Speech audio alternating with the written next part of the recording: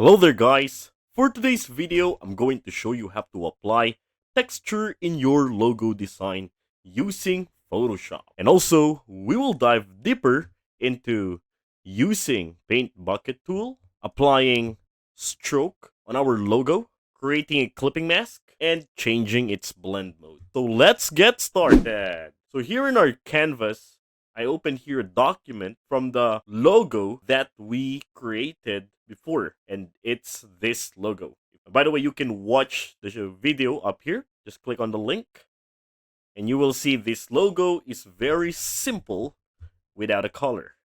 And our goal here is to apply a color and a texture on it. The first step we're going to do here is we're going to create an outline on this logo to each edges of it. Okay, so to do that, I'm going to select on this layer, right click on that, and then choose blending options. Once I click that, this layer style will appear, and then I'm going to tick on the stroke. Yes, once I tick that, you can see that there's an effect that is already applied, and I'm going to select on that stroke. And for the adjustments, so let's say I'm going to change the color into black, and I'm gonna hit OK, and then select OK. All right, and also from the inside, I'm going to paint that. Okay, so with this selection, I am going to select on the bucket tool on our toolbar. Actually, it looks like this symbol. If you can find it, right click on the gradient tool and then choose the bucket tool under. Okay, so for the foreground, I'm going to put a color on those pepperoni as a color red. So click on this for the foreground and then choose the red color. And then hit OK.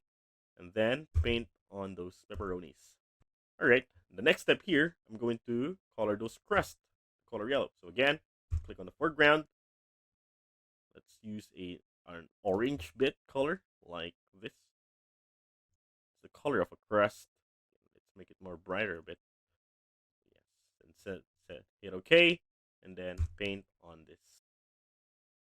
All right, so the next step, let's paint on those texts. So I want to give this color brown in our text. Okay, so hit the foreground color, find the brown, this one, hit OK. Yes, paint on it like this. All right, and there you have it. Okay, and then I'm going to deselect this one. To do that, just press Ctrl plus D. And you can see that we make the logo more alive. And by the way, if you find this video helpful so far, please consider subscribing to help YouTube algorithm show my videos to other nerds like us. So the next step here is we're going to apply a texture on our logo. So I already prepared here an image of this wood texture image, and to bring that to that original document, so I'm just going to click on the move tool or V for the shortcut key and click and drag it to our original document and release.